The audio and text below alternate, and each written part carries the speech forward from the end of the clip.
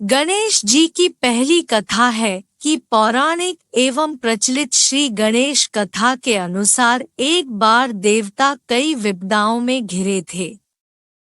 तब वह मदद मांगने भगवान शिव के पास आए। उस समय शिव के साथ कार्तिकेय तथा गणेश जी भी बैठे थे। देवताओं की बात सुनकर शिव जी ने कार्तिकेय व गणेश जी से पूछा कि तुम में से कौन देवताओं के कष्टों का निवारण कर सकता है। तब कार्तिकेय व गणेश जी दोनों ने ही स्वयं को इस कार्य के लिए सक्षम बताया। इस पर भगवान शिव ने दोनों की परीक्षा लेते हुए कहा कि तुम दोनों में से जो सबसे पहले पृथ्वी की परिक्रमा करके आएगा वही देवताओं की मदद करने जाएगा। भगवान शिव के मुख से यह वचन सुनते ही कार्तिकेय अपने वाहन मोर पर बैठकर पृथ्वी की परिक्रमा के लिए निकल गए। परंतु गणेश जी सोच में पड़ गए कि वह चूहे के ऊपर चढ़कर सारी पृथ्वी की परिक्रमा करेंगे तो इस कार्य में उन्हें बहुत समय लग जाएगा। तभी उन्हें एक उपाय सूझा। गणेश अपने स्थान से उठे और अपने माता पिता की 7 बार परिक्रमा करके वापस बैठ गए। परिक्रमा करके लौटने पर कार्तिकेय स्वयं को विजेता बताने लगे। तब शिव जी ने श्री गणेश से पृथ्वी की परिक्रमा न करने का कारण पूछा। तब गणेश ने कहा, माता पिता के चरणों में ही समस्त लोक है।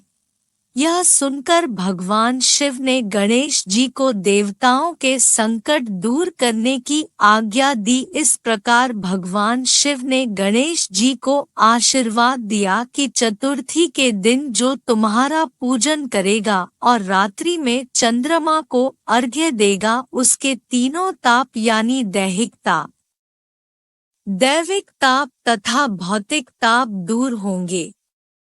इस व्रत को करने से व्रतधारी के सभी तरह के दुख दूर होंगे और उसे जीवन के भौतिक सुखों की प्राप्ति होगी। चारों तरफ से मनुष्य की सुख समृद्धि बढ़ेगी। पुत्र पौत्रादि धनैश्वर्य की कमी नहीं रहेगी। गणेश दूसरी कथा कुछ ऐसी है। एक समय की बात है, राजा हरिश्चंद्र के राज्य में एक कुम्हार था। वह मिट्टी के बर्तन बनाता, लेकिन वे कच्चे रह जाते थे। एक पुजारी की सलाह पर उसने इस समस्या को दूर करने के लिए एक छोटे बालक को मिट्टी के बर्तनों के साथ आवा में डाल दिया। उस दिन संकष्टी चतुर्थी का दिन था। उस बच्चे की माँ अपने बेटे के लिए परेशान थी। उसने गणेश जी से बेटे की कुशलता की प्रार्थना की। दूसरे दिन जब कुम्हार ने सुबह उठकर देखा तो आवा में उसके बर्तन तो पक गए थे, लेकिन बच्चे का बाल बांका भी नहीं हुआ था।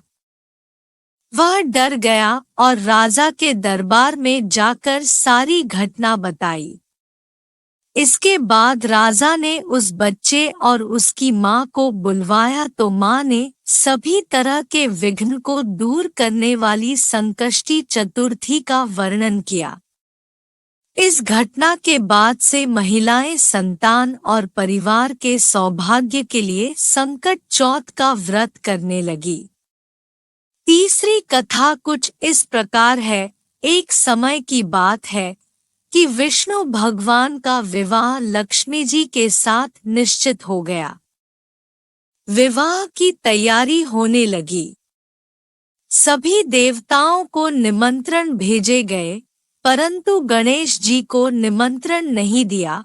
कारण जो भी रहा हो, अब भगवान विष्णु की बारात जाने का समय आ गया। सभी देवता अपनी पत्नियों के साथ विवाह समारोह में आए। उन सबने देखा कि गणेश जी कहीं दिखाई नहीं दे रहे हैं। तब वे आपस में चर्चा करने लगे कि क्या गणेश जी को नहीं न्योता है या स्वयं गणेश जी ही नहीं आए हैं। सभी को इस बात पर आश्चर्य होने लगा। तभी सबने विचार किया कि विष्णु भगवान से ही इसका कारण पूछा जाए।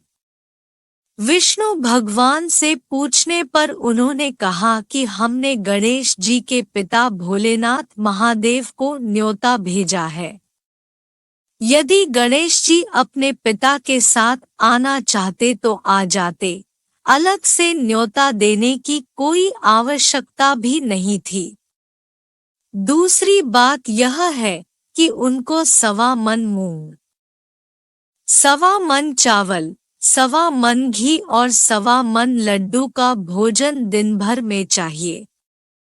यदि गणेश जी नहीं आएंगे तो कोई बात नहीं, दूसरे के घर जाकर इतना सारा खाना पीना अच्छा भी नहीं लगता। इतनी वार्ता कर ही रहे थे कि किसी एक ने सुझाव दिया, यदि गणेश जी आ भी जाएं तो उनको द्वारपाल बनाकर बैठा देंगे कि आप घर की याद रखना। आप तो चूहे पर बैठकर धीरे धीरे चलोगे तो बारात से बहुत पीछे रह जाओगे। यह सुझाव भी सबको पसंद आ गया, तो विष्णु भगवान ने भी अपनी सहमति दे दी। होना क्या था कि इतने में गणेश जी वहां आ पहुंचे और उन्हें समझा बुझाकर घर की रखवाली करने बैठा दिया। बारात चल दी। तब नारद जी ने देखा कि गणेश जी तो दरवाजे पर ही बैठे हुए हैं। तो वे गणेश जी के पास गए और रुकने का कारण पूछा। गणेश जी कहने लगे कि विष्णु भगवान ने मेरा बहुत अपमान किया है। नारद जी ने कहा कि आप अपनी मूषक सेना को आगे भेज दें, तो वह रास्ता खोद देगी जिससे उनके वाहन धरती में धंस जाएंगे। तब आपको सम्मान पूर्वक बुलाना पड़ेगा। अब तो गणेश जी ने अपनी मूषक सेना जल्दी से आगे भेज दी और सेना ने जमीन पोली कर दी। जब बारात वहां से निकली तो रथों के पहिए धरती में धंस गए। लाख कोशिश करें परंतु पहिए नहीं निकले। सभी ने अपने अपने उपाय किए परंतु पहिए तो नहीं निकले, बल्कि जगह से टूट गए। किसी की समझ में नहीं आ रहा था कि अब क्या किया जाए। तब तो नारद जी ने कहा, आप लोगों ने गणेश जी का अपमान करके अच्छा नहीं किया। यदि उन्हें मनाकर लाया जाए तो आपका कार्य सिद्ध हो सकता है और यह संकट टल सकता है। शंकर भगवान ने अपने दूत नंदी को भेजा और वे गणेश जी को लेकर आए। गणेश जी का आदर सम्मान के साथ पूजन किया। तब कहीं रथ के पहिए निकले। अब रथ के पहिए निकल को गए परंतु वे टूट फूट गए तो उन्हें सुधारे कौन? पास के खेत में खाती काम कर रहा था, उसे बुलाया गया। खाती अपना कार्य करने के पहले श्री गणेशाय नमः कहकर गणेश जी की वंदना मन ही मन करने लगा। देखते ही देखते खाती ने सभी पहियों को ठीक कर दिया। तब खाती कहने लगा कि हे देवताओं, आपने सर्वप्रथम गणेश जी को नहीं मनाया होगा और न ही उनकी पूजन की होगी, इसीलिए तो आपके साथ यह संकट आया है। हम तो मूर्ख अज्ञानी हैं, फिर भी पहले गणेश जी को पूजते हैं, उनका ध्यान करते हैं। आप लोग तो देवतागण हैं, फिर भी आप गणेश जी को कैसे भूल गए? अब आप लोग भगवान श्री गणेश जी की जय बोलकर जाएं, तो आपके सब काम बन जाएंगे और कोई संकट भी नहीं आएगा। ऐसा कहते हुए बारात वहां से चल दी और विष्णु भगवान का लक्ष्मी जी के साथ विवाह संपन्न करा के सभी सकुशल घर लौट आए। हे गणेश जी महाराज, आपने विष्णु को जैसो कारज सारियो, ऐसो कारज सबको सिद्ध करजो। बोलो गजानन भगवान की जय। चौथी कथा के अनुसार एक बार भगवान शिव तथा माता पार्वती नर्मदा नदी के किनारे बैठे थे। वहां माता पार्वती ने भगवान शिव से समय व्यतीत करने के लिए चौपड़ खेलने को कहा। शिव चौपड़ खेलने के लिए तैयार हो गए, परंतु इस खेल में हार जीत का फैसला कौन करेगा, यह प्रश्न उनके समक्ष उठा तो भगवान शिव ने कुछ तिनके एकत्रित कर उसका एक पुतला बनाकर उसकी प्राण प्रतिष्ठा कर दी और पुतले से कहा, बेटा, हम चौपड़ खेलना चाहते हैं, परंतु हमारी हार जीत का फैसला करने वाला कोई नहीं है, इसीलिए तुम बताना कि हम दोनों में से कौन हारा और कौन जीता। उसके बाद भगवान शिव और माता पार्वती का चौपड़ खेल शुरू हो गया। यह खेल 3 बार खेला गया और संयोग से तीनों बार माता पार्वती ही जीत गई। खेल समाप्त होने के बाद बालक से हार जीत का फैसला करने के लिए कहा गया, तो उस बालक ने महादेव को विजयी बताया। यह सुनकर माता पार्वती क्रोधित हो गई और क्रोध में उन्होंने बालक को लंगड़ा होने, कीचड़ में पड़े रहने का श्राप दे दिया। बालक ने माता पार्वती से माफी मांगी और कहा कि यह मुझसे अज्ञानतावश ऐसा हुआ है।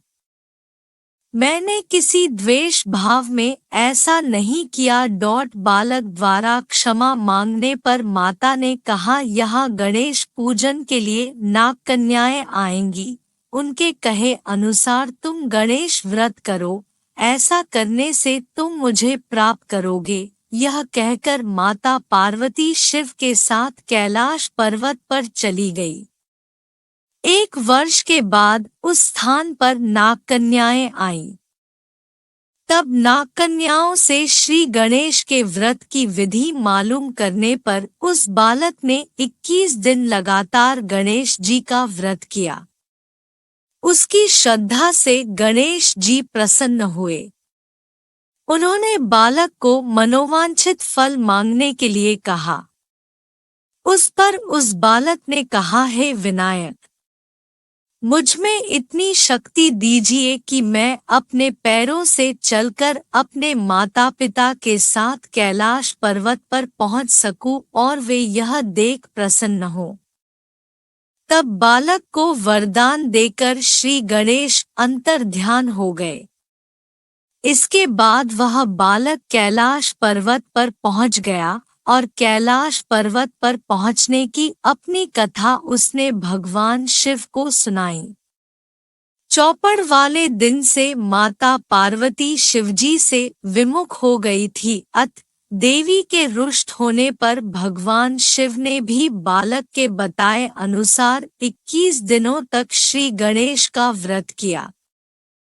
इस व्रत के प्रभाव से माता पार्वती के मन से भगवान शिव के लिए जो नाराजगी थी वह समाप्त हो गई। तब यह व्रत विधि भगवान शंकर ने माता पार्वती को बताई। यह सुनकर माता पार्वती के मन में भी अपने पुत्र कार्तिकेय से मिलने की इच्छा जागृत हुई। तब माता पार्वती ने भी 21 दिन तक श्री गणेश का व्रत किया तथा दूर्वा, फूल और लड्डुओं से गणेश जी का पूजन अर्चन किया। व्रत के 21वें दिन कार्तिकेय स्वयं माता पार्वती जी से आ मिले। उस दिन